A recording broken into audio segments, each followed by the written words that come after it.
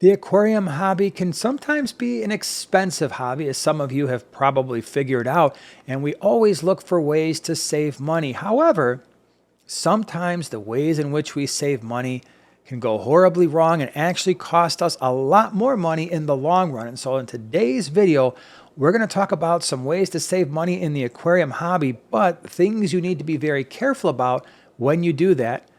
Thanks for being here.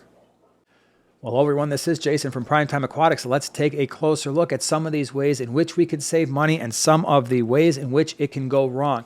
First one is filtration. If you are buying your filters used, whether that is on Facebook Marketplace or OfferUp or wherever you buy your used fish room stuff, used filters can potentially save you a lot of money, but there are some things you should consider. Now, obviously, you should make sure that the thing works, that it's actually moving water.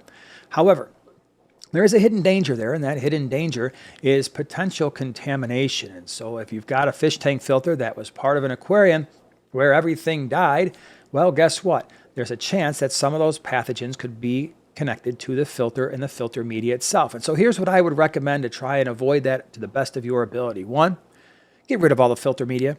So if you bought a filter and it came with media and you are at all concerned that that media might harbor parasites or bacteria from a previous tank, there's a couple things you can do. Yes, just get rid of it and replace it.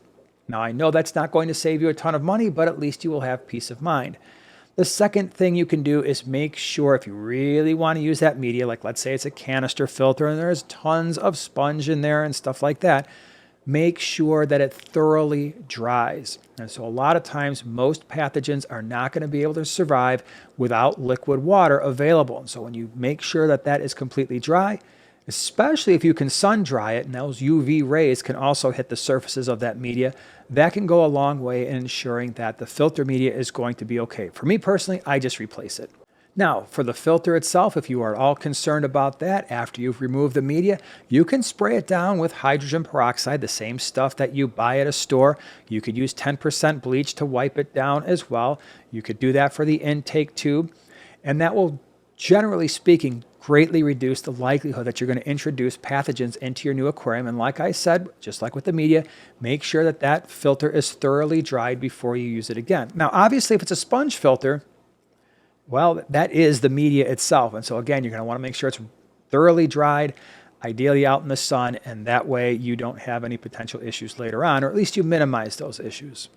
The next place where used fish tank equipment can go wrong is used heaters. I personally will not buy them, and the reason I won't is heaters have a shelf life. And of all the things that we talk about in the aquarium hobby, it is usually the heaters that have the shortest shelf life, and when something goes wrong with them, often it is catastrophic. And so there's two things that can go wrong with a heater. One, it can get stuck off. It can turn off and get stuck that way, in which case sometimes you don't figure that out for 2 or 3 days after the heater has basically shut off on you and broken, and your fish stop eating. They become very lethargic, and that can be a very big problem in terms of temperature shock. And then you have to go buy a new heater, try to get them back up to temperature very slowly. And so that is a potential concern there. The bigger concern is if you buy a used heater and the heater gets stuck on, in which case sometimes you can see fish tank temperatures rise above 90 degrees Fahrenheit, and most fish cannot take that extreme heat, and your fish will perish very, very quickly.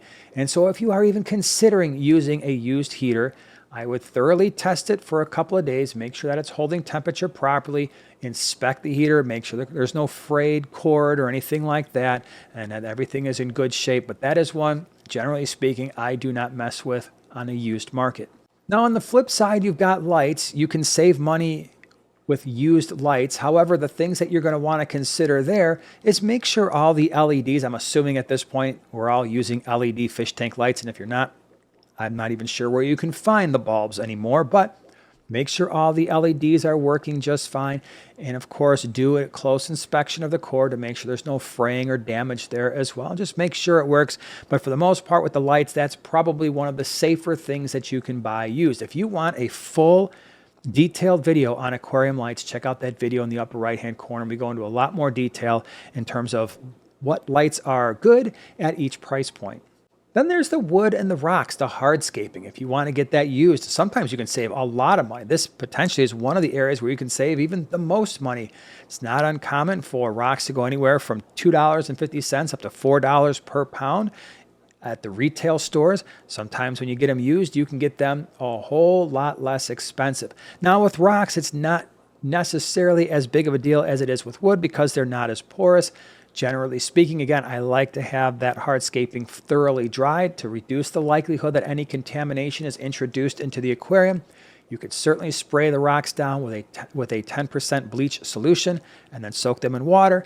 You could also spray them down with 3% hydrogen peroxide. Wood is a little bit more tricky, but let's face it, all rocks and wood have come used from some location.